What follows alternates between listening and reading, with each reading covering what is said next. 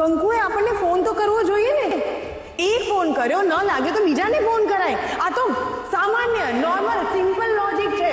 તમન્ના વહુ, જ્યારે આપણી આંખ સામે બે જીવવાળી પીડા સહન કરતી હોય, તડપતી હોય, ત્યારે લોજિક યાદ કરવાનો હોય કે પછી એનો જીવ બચાવવાનો હોય?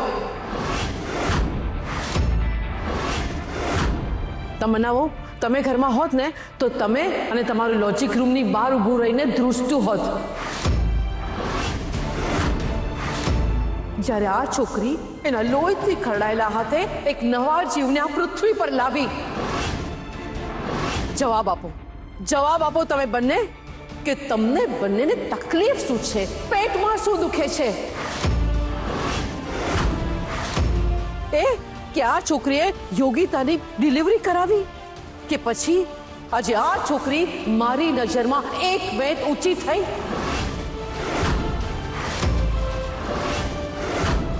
આપો જવાબ, આપો ને જવાબ. જ્યારે ને ત્યારે તમે શ્રી અને આ છોકરીની અવગણના કરો છો. હા, તમે તમે તમે અને તમે બંને પણ.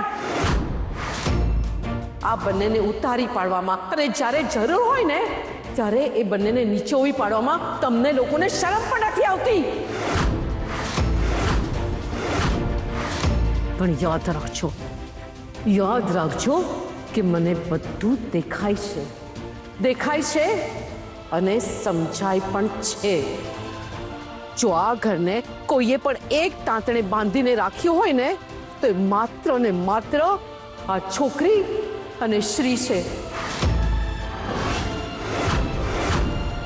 આ બંને મારા ઘરના સૂરજ છે અને એના પ્રકાશમાં તમારા જેવા ટમટમ્યા તારા તો ક્યાંય દેખાતા પણ નથી. મમ્મી બસ બહુ છું. હા, તમને શું લાગે છે કે ખાલી આ બંનેના લીધે જ આપણું ઘર સચવાઈ રહ્યું છે? હે મમ્મી, ઘરની મોટી વહુ હું છું અને મેં આ ઘરમાં બધાને. હા, તમે છે ને, તમે બધાને જુદા પાડીને રાજ કરવાનું કામ કર્યું છે. તમન્ના વહુ,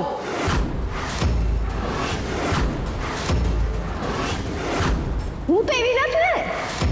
અચ્છા, સાંભળવું છે તમારે? તાકાત છે તમારામાં સાંભળવાની જ્યોતિ વહુ? હા હા, બોલી જ દો. આટલું તો બોલ્યા જ છો મમ્મી, તો થોડુંક વધારે. એ થોડુંક તમને આખી જિંદગી બળતરા દઈ દેશે. ઓકે મમ્મી, બરાબર છે. હવે તો તમે અમને લોકોને કહી જ દો. અમને લોકોને પણ ખબર પડે ને કે એવું તે અમે શું કરી દીધું છે કે તમારા મનમાં અમારા માટે આટલું આટલું ઝેર ભરાઈ ગયું છે. ઝેર દેખાય છે પણ અત્યાર સુધી હું એ ઝેર પીતી રહી એ તમે ન જોયું. પણ ક્યાંથી ક્યાંથી જુઓ તમે? તમે લોકો તો તમારામાં જ મસ્ત. તમે ભલા ને તમારી દુનિયા ભલી, બાકી બધા તેલ પીવા જાય. અને તમારી આ દુનિયામાં નથી તો આ ઘર આવતું કે નથી આ પરિવાર આવતો. મમ્મી એક દાખલો તો દો. એક નહીં, 100 દાખલા આપી શકું એમ છું. જ્યારે પણ આ ઘર પર મુસીબત આવી છે ને ત્યારે શ્રી અને આ છોકરીએ મળીને એને મુસીબત નહીં પણ જવાબદારી સમજીને એનો સામનો કર્યો છે. અત્યારે હું 20 ટિફિન બનાવું કે 30, શું ફરક પડવાનો છે? કંકુ, તું થાકી જઈશ. એ તો ખાલી અત્યાર પૂરતું ને, અને જરૂર પડે ત્યારે જ કરવાનું હોય ને. નાનો શેખ, પગભર હું થઈ છું. આ ઘરને પગભર કરવાનું છે. આ છોકરી અને શ્રી વિના આ ઘર ઘર નથી, માત્ર 4 દિવાલ છે. અને તમે હંમેશા એ લોકોનો ગેરફાયદો ઉઠાવતા ગયા છો. હાય બાપા, ગેરફાયદો ને અમે. મમ્મી આ તો સાવ ખોટું છે. અમે તો મનમાં એવું નહોતું વિચાર્યું. વાહ જ્યોતિ વહુ, માત્ર ને માત્ર ચહેરા પર દેખાય છે. જે દિવસે શ્રીને ઇન્ટરવ્યૂ માટે કોલ આવ્યો હતો તો ઘરમાં પગાર આવશે એ વાતથી સૌથી વધારે ખુશ તો તમે થયા હતા જ્યોતિ વહુ.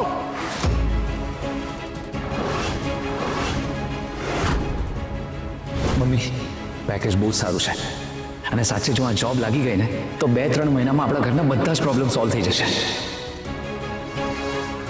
પગાર કેટલો? જ્યોતિ, સ્ત્રીની ઉંમર અને પુરુષની આવક ક્યારે પણ ન પૂછાય. સી બેટા, આ નોકરી તને જ મળશે. હા માતાજી, કરજો કંઈક. શ્રીભાઈનો પગાર ચાલુ થાય તો મારું ટેન્શન ટળે. ટીની તનાનો ખર્ચો એની ઉપર જ નાખી દઈશ. ઘરમાં કરિયાણું ખતમ થઈ ગયું, એક ડબ્બા ખાલી થઈ ગયા. એ વાત તો પછી કરશું, પણ પહેલા તો એ વાત કે એ પાછા ભરાવ્યા કોણે? હા મમ્મી, એ તમે કહી દીધું. હા, તમારી કંકુડીએ. હા, એ તો મેં કીધું, પણ કેવી રીતે ખબર છે? આ છોકરીએ પોતાની ચેન ગીરવે મૂકી દીધી.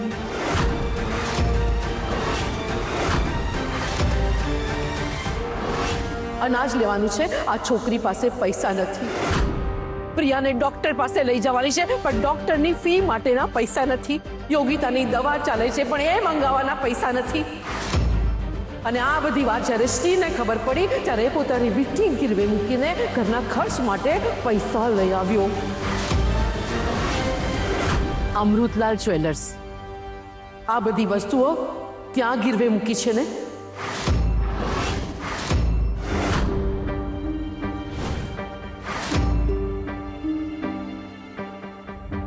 બેટી ગીરવે મૂકીને કંકુને હેલ્પ કરો.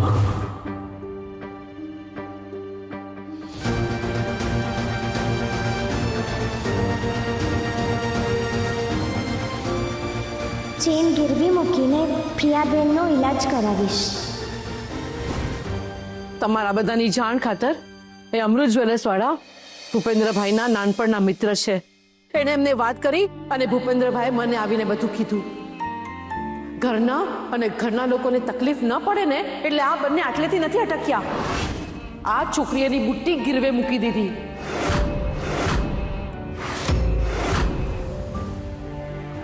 ઘરના ખર્ચને પહોંચવા માટે શ્રીએ પોતાની ઘડિયાળ પણ વેચી નાખી.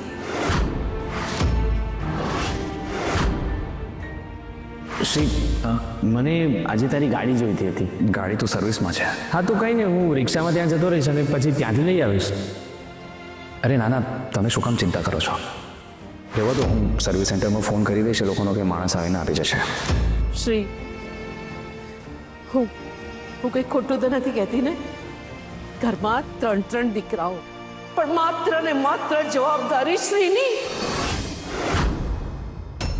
તમારામાંથી કોઈએ પણ મને આવીને પૂછ્યું કે મમ્મી, પ્રિયાનું હોસ્પિટલનું બિલ કેટલું આવ્યું છે? મમ્મી, તમને કંઈ જોઈએ છે, કંઈ લાવો? નહીં ને? એ બધું તો છોડો એ બધું. પણ ક્યારે પણ તમારી આ 2 બહેનો પાસે 2 ઘડી વાત કરી બેસીને? એમના માથા પર હાથ મૂકીને પૂછ્યું કે તમને કંઈ જોઈએ છે? એ બધું પણ શ્રીએ જ કરવાનું. તમે તો બસ તમે ભલા અને તમારી આ બંને બૈરી ભલી. હા, સુખમાં તમને કઈ યાદ નથી આવતું, પણ દુઃખ પડે એટલે તમને સૌથી પહેલા શ્રી યાદ આવે છે. હાથ આમ લાંબો કરીને ઉભા રહી જાઓ છો શ્રી સામે. બરાબર છે ને મારી વાત દેવાંગ? શ્રી, આ પૈસા મને આપને. ટીની અને તન્નાના પ્રોજેક્ટ માટે મેં મારા ફ્રેન્ડ પાસેથી પૈસા લીધા હતા અને એને આજે ચૂકવવાનું પ્રોમિસ કર્યું છે.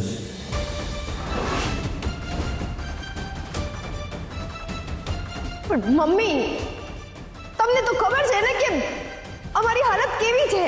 હા, તમારી હાલત ખબર છે મને. અરે તમારા કરતા તો આ બંનેની હાલત તો બહુ સારી છે નહીં? જ્યોતિ વહુ, તમારા કરતા તો આ બંને વધારે આર્થિક રીતે કંગાળ છે, પણ આપવાની ભાવના આ બંનેમાં તમારા કરતા પણ 1000 ગણી વધારે છે. પ્રિયાનું હોસ્પિટલનું બિલ ભરવાનું આવ્યું ત્યારે તમે 4 જણા સાંકડી ગલીમાં સંતાઈ ગયા એ બિલ પણ શ્રીએ ભર્યું. અને આ શ્રીએ પોતાની ગાડી વેચીને પ્રિયાના હોસ્પિટલનું બિલ ભરી દીધું.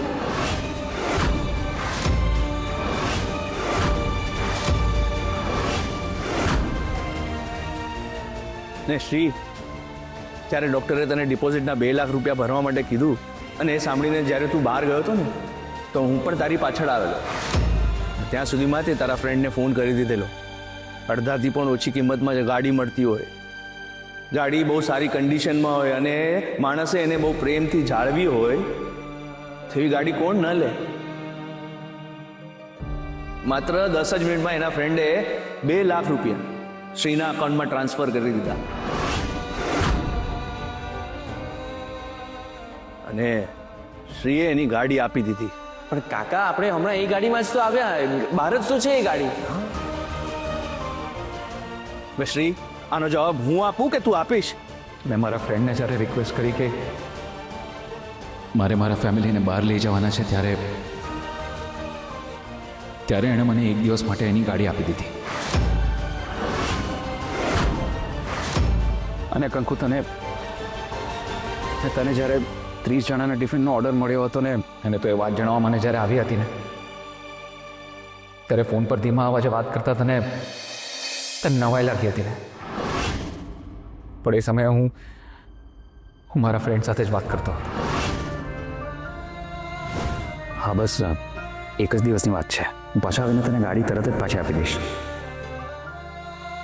ઘરમાં થોડા પ્રોબ્લેમ ચાલી રહ્યા છે યાર. હું તને રૂબરૂ આવીને વાત કરું ને? હા, ચાલ. Okay, by.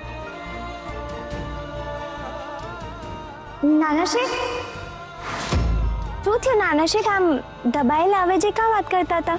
તમારા બધા માટે બધું ગુમાવી દીધા પછી, બધી રીતે ખુવાર થઈ ગયા પછી, બંને ત્યાં સામે ઝૂંપડામાં જઈને રહેતા હતા. ત્યાં પણ તમે એ લોકોને શાંતિથી જીવવા ન દીધા. ત્યાં પણ જઈને તમે એને હેરાન કરવા લાગ્યા. મમ્મી, અત્યાર સુધી તમે જે કંઈ પણ કીધું ને એ બધું બરાબર, પણ આ હેરાન કરવા વાળી વાત તો સાવ ખોટી છે. આમ બોલીને તો તમે અમારી પર ખોટો આરોપ ઉગી રહ્યા છો. એમ જ્યોતિ વહુ, ખોટો આરોપ? હા, સાવ ખોટો આરોપ. આમ કહીને તમે મારા ઉપર આરોપ મૂકી રહ્યા છો જ્યોતિ વહુ. હવે મારે જે વાત નહોતી કરવી એ આજે બધા સામે કરવી પડશે.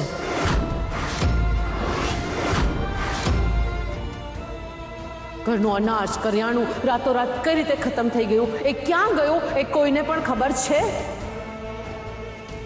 ઘરમાં સારામાં સારી ક્વોલિટીનું અનાજ, કરિયાણું આ છોકરી ભરતી હતી અને એ રાતોરાત સસ્તા ભાવે રસ્તા પર વેચાતું હતું. પણ મમ્મી, આવી નીચ હરકત કોણ કરી શકે? તારી પત્ની જ્યોતિ વહુ.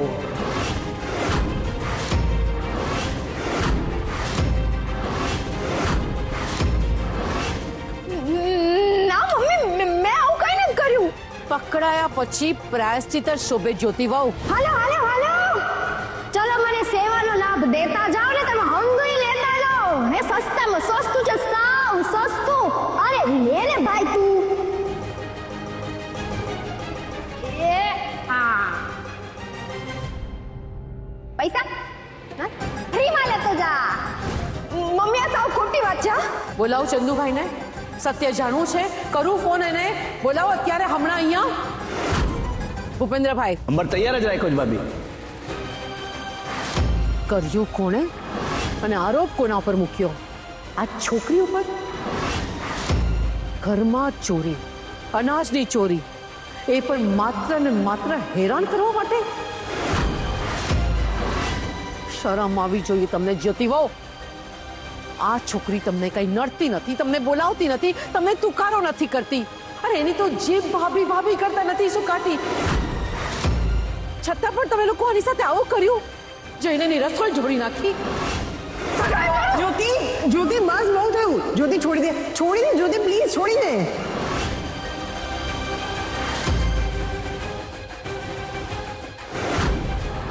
જ્યોતિ ચાલ જ્યોતિ.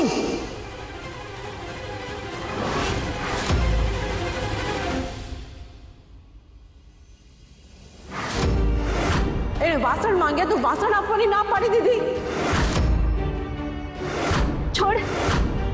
હે પપ્પા, પેલા કરિયાણું ચોરતી હતી ને હવે વાસણ. ભાભી હું વાસણ નથી ચોરતી, હું લઈ જતી હતી. ક્યાં? વેચવા હાટું? ના, મને મોટો ઓર્ડર મળ્યો છે 30 જણની રસોઈનો. એ રસોઈ બનાવવા માટે મને મોટા વાસણ જોશે ને, અને આમાંય હું બાને પૂછીને જ લઈ જાત. હા, પણ તું જો આ બધા વાસણ લઈને જતી રહે તો અમે લોકો તો ઠન ગોપાલ થઈ જઈએ ને. પછી અમારે બધો સામાન શેમાં મૂકવાનું હે? આમ ગોળમાં? ના ભાભી. હાલ નીકળ. પણ ભાભી વાળી ગચ્છમ દીધા. હાલ ચાલ નીકળ. ઉપર. છોતી વહુ, અરીસામાં જઈને જોશો ને તો અરીસો પણ તમારા પર થૂ થૂ કરશે.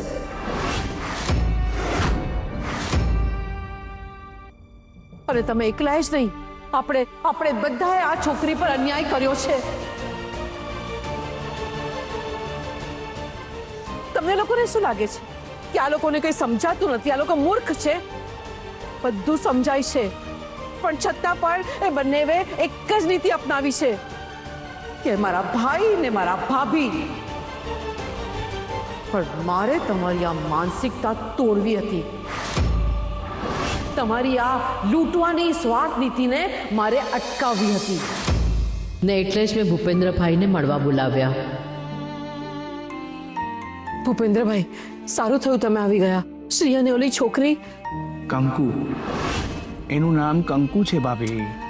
હા, શ્રી અને કંકુ, એ બંનેનો આ બધા મળીને ખોટો લાભ ઉપાડી રહ્યા છે. પહેલી વાર તમે મારા મનની વાત કરી. મનની વાત તો મને નથી ખબર, પણ હવે જે મનમાં છે ને એ જ કરવાનું છે. જો આપણે એ લોકો વિશે નહીં વિચારીએ તો કોણ વિચારશે? નથી એ લોકોના નસીબમાં સુખ કે નથી એ બંનેના નસીબમાં કોઈ જશ, છતાં પણ ગાડામાં જોડાયેલા બળદની જેમ આખા ઘરનો ભાર ખેંચ્યા કરે છે. ને એ લાઈમાં ને લાઈમાં બંને જણાએ હજુ સુધી પોતાનો સંસાર શરૂ નથી કર્યો. ને વાત રહી બીજા લોકોની, કોઈને કાંઈ પડી જ નથી. તમે કરો છો તો કરતા જાઓ, અમે તમારી પર નાખતા જઈશું. હા, પણ એ ખોટું છે ને. જો બીજા કોઈને ન દેખાય પણ આપણને તો દેખાય છે. આપણે વડીલ છીએ એટલે આપણે બધાને દેખાડવું પણ પડશે અને સમજાવવું પણ પડશે કે થાળીમાં બધાને સુખ એક સરખું જ વહેંચવું પડે. સાચી વાત છે ભાભી તમારી, આપણે જ કંઈક વિચારવું પડશે. અને એટલે જ મેં નક્કી કર્યું કે તમે લોકો ત્યારે જ અટકશો જ્યારે હું આ છોકરી અને શ્રીને આ ઘરની બહાર કાઢીશ. અને મને ખાતરી હતી કે જો હું આ છોકરીને ઘરની બહાર કાઢીશ ને તો મારો દીકરો પણ એની સાથે જતો રહેશે અને મારે એને મોકલવો હતો. જો એ ઘરની બહાર જાય તો જ તમને સુધારવાની તક મળે અને આ બંનેને પણ સુખીથી શાંતિથી એમનું જીવન જીવવાની તક મળે. અને ભૂપેન્દ્રભાઈએ મને એમાં સાથ આપ્યો. ભાભી, કૂતરાની પૂંછડી વાકી એ વાકી. હા, આપણે શું ઈચ્છતા હતા અને શું થઈ ગયું? દળી દળીને ઢાંકણીમાં. ભૂપેન્દ્રભાઈ, પાછું પુરવાર તો એ જ થયું ને કે આ ઘરને આ છોકરી અને શ્રીએ જ ટકાવ્યું છે. આ ઘરનો સાચો દીકરો શ્રી છે અને આ ઘરની શ્રેષ્ઠ વહુ આ છોકરી છે.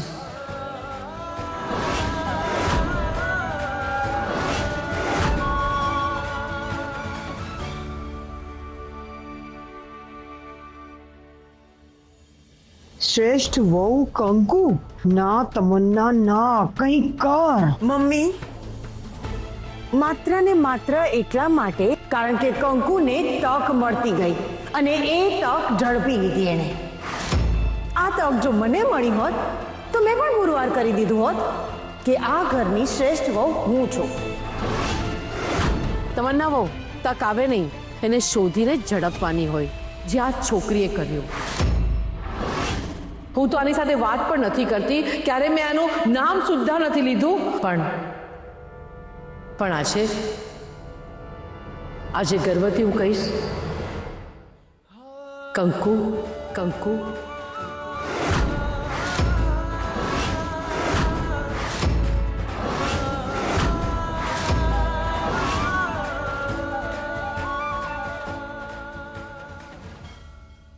પણ ઘરના એક પણ કામમાં આ છોકરીએ એ વાત આવવા નથી દીધી.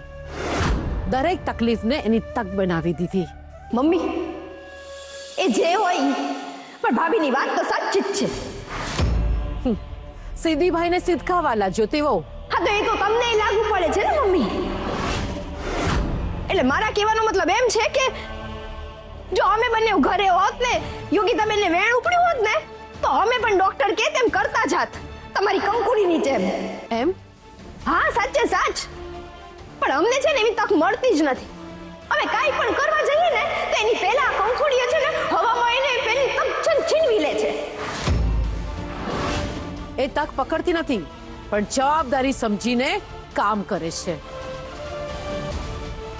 અરે મમ્મી આમ બોલો કે આમ, વાત તો એક જ છે ને. એટલે તમને એમ છે કે તમે બંને પણ આ કંકુ જેવા બની શકો છો? હા, એના કરતા એક વેંત વધારે જ સારું. ઠીક છે, તો આપણે જોઈએ કે આ ત્રણ વહુમાંથી આ ઘરની શ્રેષ્ઠ વહુ કોણ છે. આપણે એક હરીફાઈ કરીએ અને જે પણ શ્રેષ્ઠ વહુ હશે એને કુળદેવીના આશીર્વાદ મળશે. ને ભાભી તરફથી એક સ્પેશિયલ ગિફ્ટ. આશીર્વાદ ભેગી ગિફ્ટ? જ્યોતિ જલસો પડી જશે. પાડી દે આ કંકુડી ને ભાભી બેયને. તમન્ના, મોટી વહુ તો તું જ છે જ. હવે તારે બેસ્ટ બનવાનું છે, તો જ તું મમ્મીની ખાસ બનીશ. મંજૂર છે.